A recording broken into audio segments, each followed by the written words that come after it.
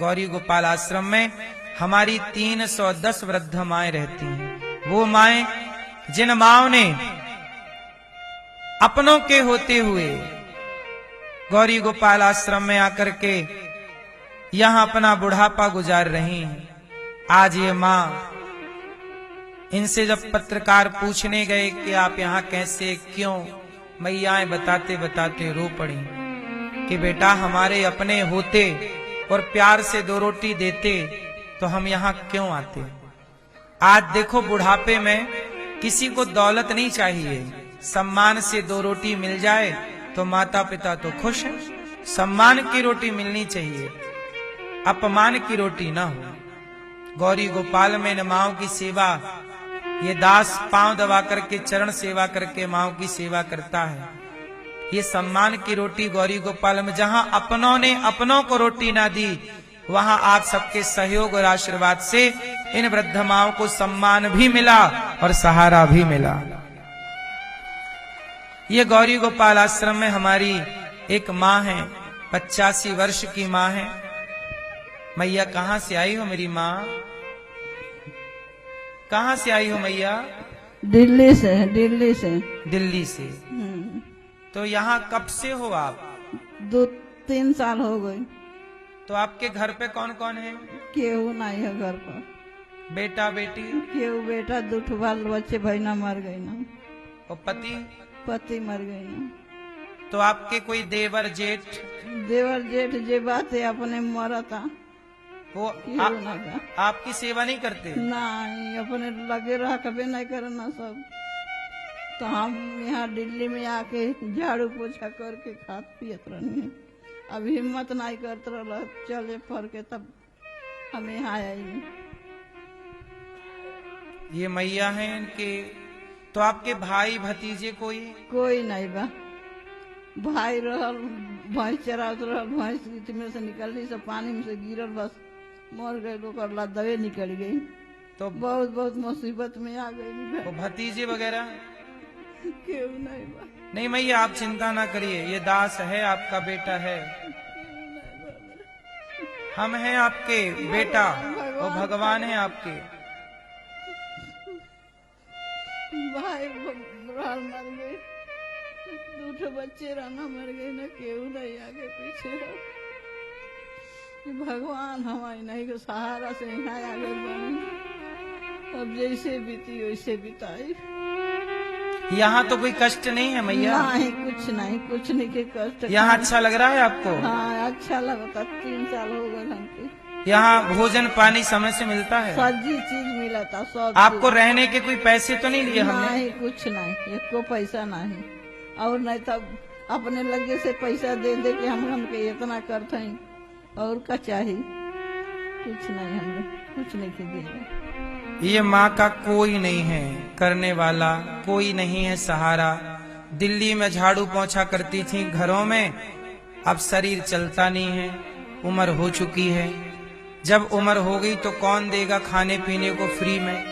तब ये माँ यहाँ आई और 3 साल से ये दास इन माओं के भोजन पानी की सेवा, आप लोगों से भिक्षा मांग मांग कर इन माओं की सेवा करता है ये दास। गौरी गोपाल आश्रम में 310 ऐसी बेसहारा जरूरतमंद माताएं हैं और 300 से ज्यादा ऐसी माएं हैं जो यहाँ से जा चुकी हैं, जिनके बच्चों ने कथा सुनी, उनका हृदय परिवर्तन हुआ और बच्चे अपनी अपनी माँ को ले जा चुके हैं। फिर भी अभी 310 माँ यहाँ हैं। अब जिन माँ का कोई ना हो तो क्या करें? कोई तो होना चाहिए ना सेवा करने वाला। ये मैया से आज पत्रकार भैया ने पूछा कि माँ क्या हुआ? माँ ने कहा कि हमने बच्चों को पढ़ाया लिखाया, योग्य बनाया, लेकिन देखो जब वो सेवा का टाइम आया तो बच्चे छोड़ के चले गए। ये पत्रकार भाई हैं, ये रो पड़े इंटरव्यू लेते लेते। समझ रहे हैं आप? क्या है कि माँ की पीड़ा माँ ही समझ सकती है भक्तों, हम और आप नहीं समझ सकते। जिसके पैरों में बिमाई फटी ही नहीं, वो पीर पराई क्या जाने।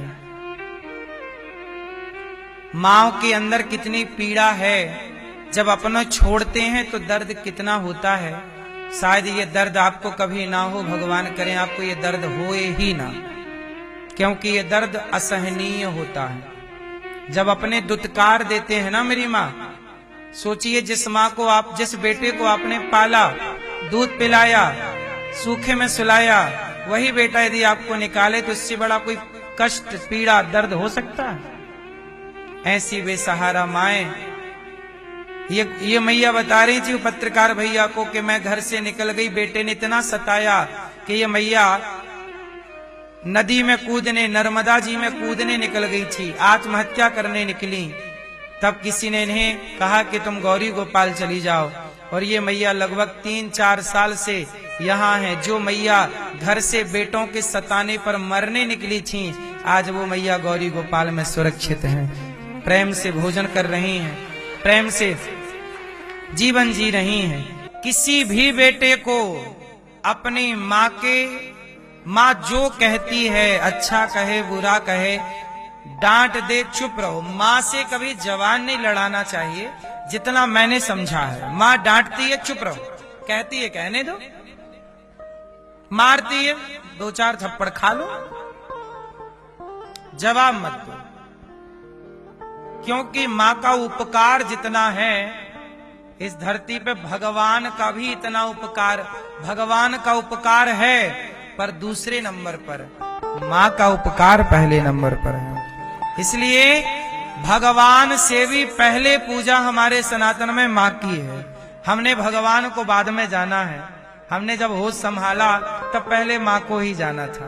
क्या कहते हैं आप? भाई भगवान क्या होते हैं ये बताने वाली भी तो माँ ही थी।